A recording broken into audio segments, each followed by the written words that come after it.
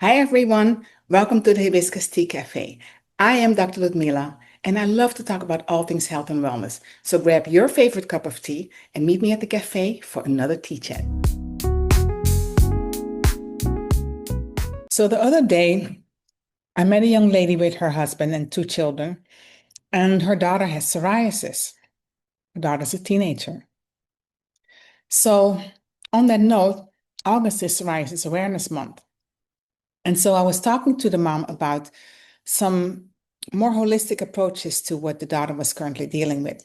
She's on medication, very expensive medication. And I asked her if she'd ever tried butterfly pea hibiscus tea. It's one of our detox teas, but you can, besides drinking it, you can also use it as an astringent and just put it on your face. I'm drinking it right now.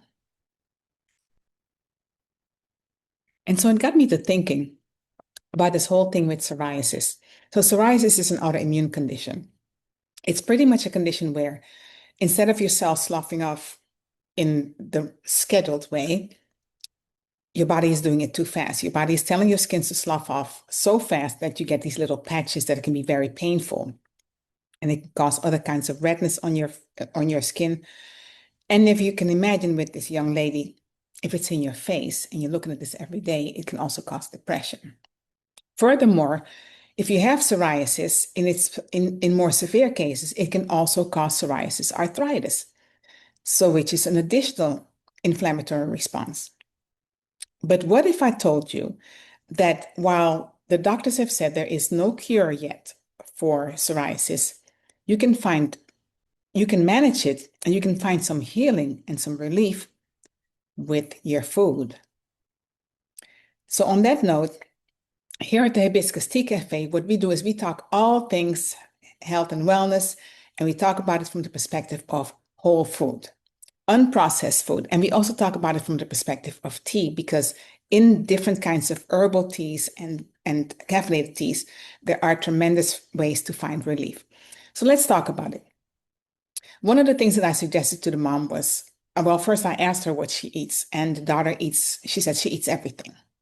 So that let me know that whoever she is seeing had not advised her on the nutritional aspect of her condition. And sometimes in the medical field, that's where we miss the boat. Because in medical school, we don't get trained on nutrition. We get trained on treating diseases. And most of the time, it's usually on the surface. We don't look at the underlying issues.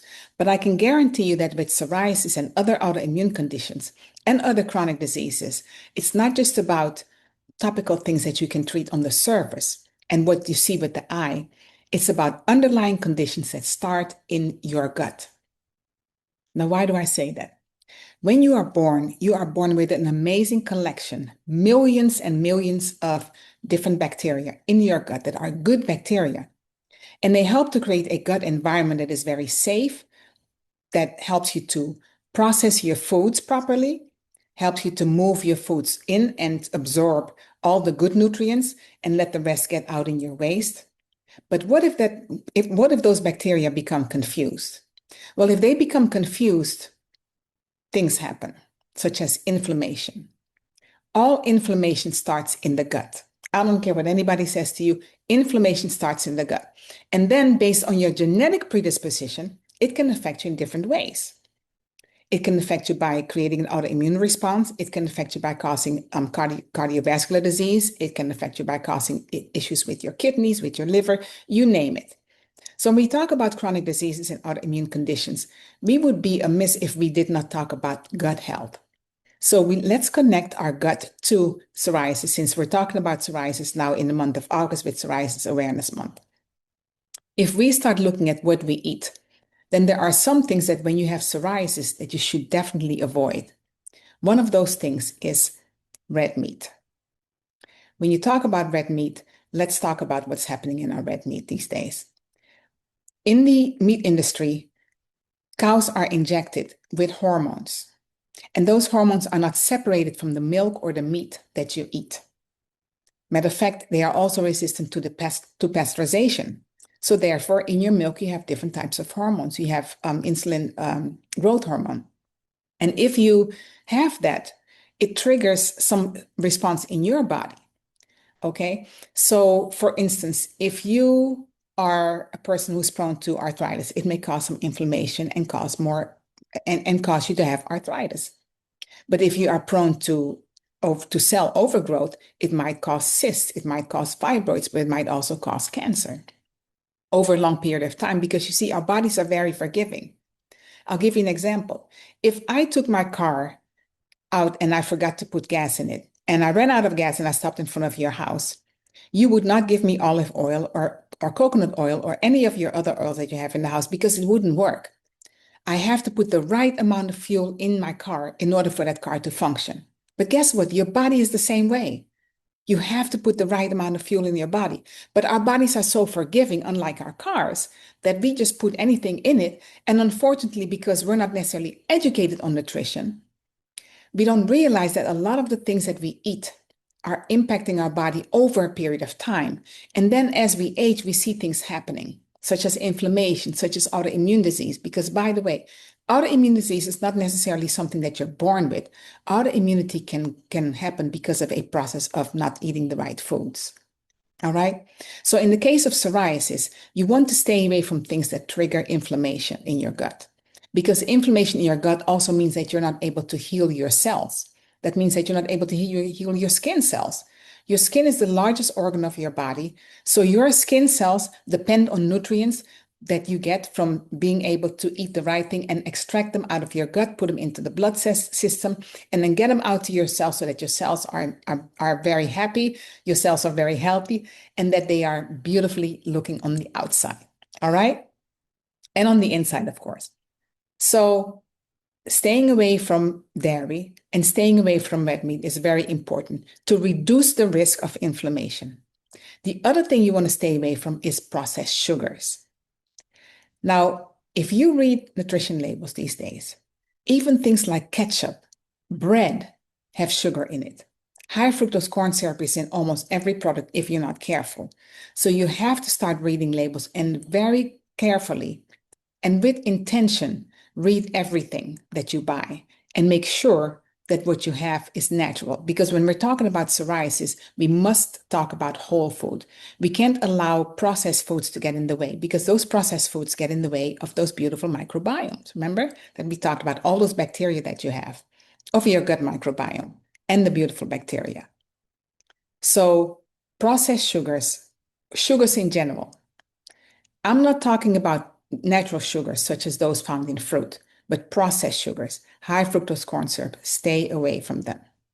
The other thing that you want to do is stay away from sugary drinks. What do you want to drink? Tea, water. I tell you, if you go on our website and you look at our cooking classes, I can show you some amazing ways to make beautiful drinks with your tea. You wouldn't miss anything else. For matter of fact, we have a fun class coming up since it's August and we're almost there for the holiday season. We have a class where we show you how to make tea cocktails without the alcohol.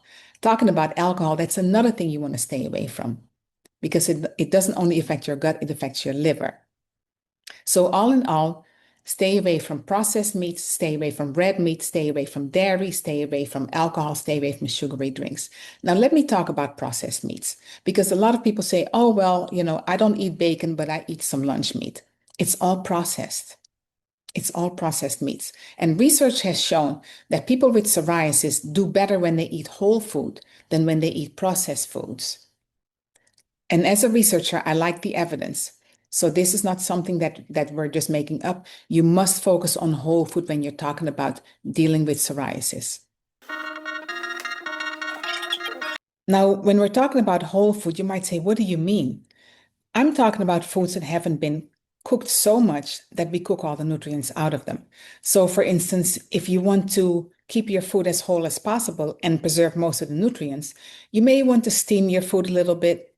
You may want to blanch it a little bit, saute it, and definitely not fry it, definitely not grill it. You want to keep a lot of the nutrients in your food. And the way to do that is to not process your food as much, because that's what happens in the process of preparing food, is that we process all the nutrients out of them, and that defeats the whole purpose because those nutrients are the ones that are going to help heal our gut microbiome and in turn heal our skin. and our other organs. All right. So again, try to eat your food as whole as possible. And for those of you who like raw foods are pretty good. Now, in so doing, what you're doing with your body is you're increasing the amount of fiber that you put into your gut. And your gut relies on fiber to create a healthy environment that you can clean out to make sure your food moves and make sure that you don't keep any unnecessary bacteria in there, and definitely assure that you're getting the right things in and the right things out. So you want to eat fiber-fueled foods. You want to eat foods that are full of nutrients, nutrient-rich foods, antioxidant-rich foods, foods that are anti-inflammatory, not inflammatory. So the more you buy packaged food, the more you have processed food. So when we're talking about whole food, we're also talking about food that is not prepackaged, because prepackaged food usually has some chemicals in it. And when you look at your packages in the store of packaged foods, oftentimes you will find some chemicals on there that you may not be able to pronounce. So another advice that I give you, if you're trying to manage psoriasis and you're buying food, if there's something there in the nutrients that you cannot pronounce, stay away from it. Stay away from it, because you have to know what you eat. So the main thing is here, eating with purpose. If you're eating with purpose, you want to eat with the purpose of healing yourself, which means you want to know what you're putting in your body. Just like in your car, you know exactly what you have to put in your car to be able to make that car drive. You need to know you need to know what to put in your body to make sure that your body functions well. All right. Now, the other thing that I will say is that instead of drinking sugary drinks, try to drink more water. Try to drink structured water like watermelon juice, coconut water, cucumber water, or you can take your water like I often do, put it in a pitcher, add some cucumbers to it, add some lemon to it, or add different fruits to it, make it a nice fancy drink and enjoy it. So eating whole doesn't have to be hard when you're trying to manage disease. It's just a matter of getting used to it, because we're living in a society where everything is so packaged and processed for us that we no longer enjoy doing it ourselves. So while you're managing disease, I also recommend that you love preparing your stuff for yourself, because what would health look like if you were in control? You would take care of your own food. You would enjoy your own food. You would love preparing food for yourself that is healing and empowering you to live a more vibrant life. So, all in all, my message to you is take care of your health, take control of yourself, and you can manage disease by eating whole. Until next time. Thank you so much for joining us at the Hibiscus Tea Cafe. It is not too late to like and comment on our channel, and make sure you subscribe so that we can continue to bring you more valuable information. And until next time, take care of yourself. Health and wellness is yours.